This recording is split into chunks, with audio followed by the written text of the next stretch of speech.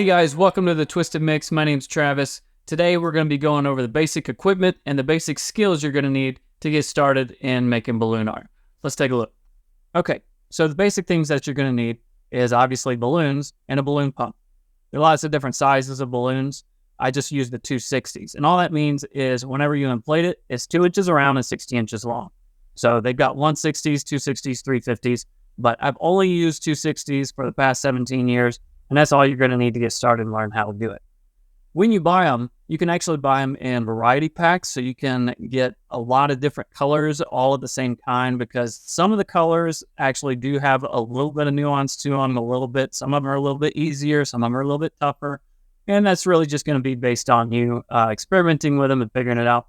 Buy a couple of bags because you know you're going to pop some.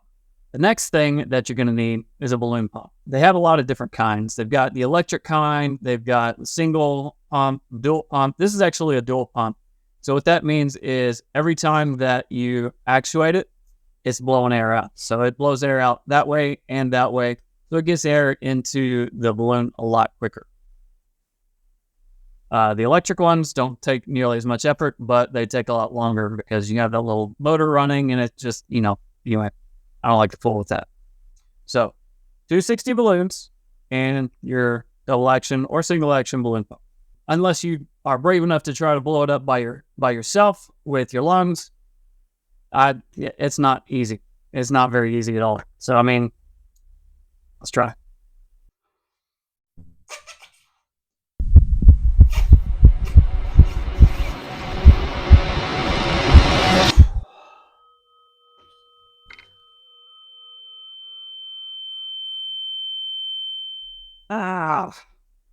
I don't want to do that. No, stop. Okay. All right. I don't like doing that. That's why I don't do that. That's why I use a pump. So if you want to save yourself headaches, get a pump. So anyway, 260 balloons. And get a variety pack. Get a few bags of them. They come usually in bags of 100, 50 or 100. And you can usually find them for, around $6 for a pack of 100. The next thing that I like to use is a retractable fine point Sharpie. It actually does really well on the balloons. Some people think that it might pop them. And the whole of the time that I've done balloons, I think I've only had 1, maybe 2 pop while I was actually drawing on them. So the Sharpies aren't going to pop them. They're not that sharp. And you'll be able to learn how to make some basic faces that, even just the basic lines and dots still kind of make them stand out a little bit. So we'll go over that as well. Next tool that I use is a folding pair of scissors. Maybe thinking sharp objects don't go with balloons very well. Well, you're right. So that's why you got to be careful with them. And these are going to be more level 2 and level 3. So you're not going to have to worry about that yet, but be thinking about that if you're wanting to advance. So if you really want to look professional, you need to get a balloon pouch. This one here has a lot of different pockets. It's got a really big pocket for all your balloons with Velcro straps here. 2 rows, one at the bottom, one at the top to suit your needs. We've got some small pockets here so you can slide your Sharpies in, some bigger pockets for your pump or any other tools that you might use. On the back, it's got an adjustable waistband with a clip. And these are really nice because you're not going to worry about them falling off or getting loose. This is basically how my setup looks. It's very worn, as you can tell. It's got a nice pouch. I've got 10 balloons up here. I usually carry about 5 or 6 other colors up here. I have my balloon pump over here, Sharpie there.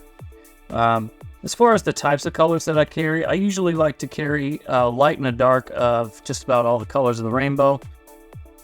But the first thing that you're going to have to learn is how to tie the balloon. That's going to get a lot of people. The easiest way to practice is use a balloon without inflating it. So what you're going to have to do, I'm sure you kind of understand the concept already, but for those that haven't done it before, you're going to wrap it over your finger.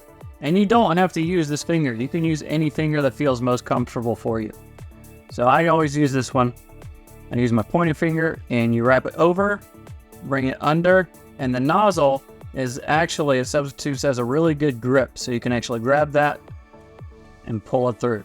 And you can practice a lot on one balloon. You don't have to just do it the once and toss it away. All right, so now that we've got our basics, our balloons, our pump, that's all we need to get started. On our balloon pump, hopefully the one that you get is gonna have a bevel. Those really help and get the balloon to slide on there a lot easier. And you wanna make sure that you're holding it, because if you pump it without holding that, then it's gonna slide right off. So you wanna make sure you hold that, you grip it. We're not gonna worry about inflating it all the way yet. So you can leave a little bit of tail on the end of it there. One thing that I always do is I bleed off a little bit of air. What that does is it relieves some of the stress that's on the balloon, so whenever you're twisting, it's less likely to pop. So we get it stretched out there, wrap it over your finger, and some people even use 2 fingers, but that's really gonna hurt sometimes. You can see it's just really tight. Just use the tip of your finger. Pull it out, and there you go. Okay, are you right-handed or left-handed? Okay, that comes into play because you need to have, to help you keep consistent, you need to make sure you know which hand is going to be twisting, which hand is going to be holding. So we're going to learn the 3 basic twists.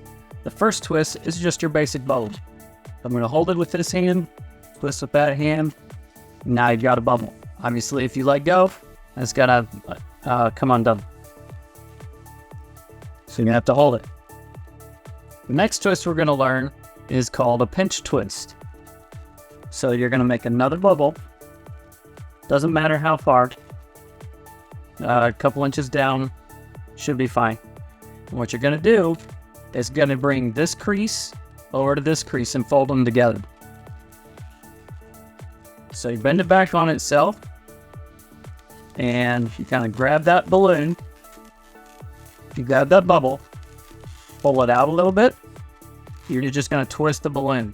Now you also want to make sure that you're twisting in the same direction every time. Because if you're twisting one direction and then you go down and you twist the other direction, then your balloon is going to come apart. So I always twist towards me. And that's a pinch twist. That's actually a locking twist as well. You can call it either or. But it's going to hold that so you can let go of it now and it's not going to come undone. So the next thing is the loop twist. So we're just going to make a bubble, make a twist anywhere down the line. We're going to fold it back on itself. And then what we're going to do, you can do it one of 2 ways. So you can make a twist here and a twist there. You can bring it around and then twist those 2 together. Or if you want to be faster about it, just twist it over and twist them both together like that. So we have our loop twist, a pinch twist, and our basic twist. Okay, so we learned the basic equipment that we need to get started. 260 balloons and a balloon pump. That's really all you need to get started. But if you want to go ahead and get prepared to add some more quality, get a retractable fine point Sharpie and something sharp, some scissors to kind of help with that, and maybe even a pouch if you want to. Then we learned the basic skills that we're going to need to get started, how to tie a balloon, and the 3 basic twists. Thank you guys so much for watching. Don't forget to hit that like and subscribe button. Hit that bell so you know the next time a tutorial video is coming out, and I'll see you in the next one.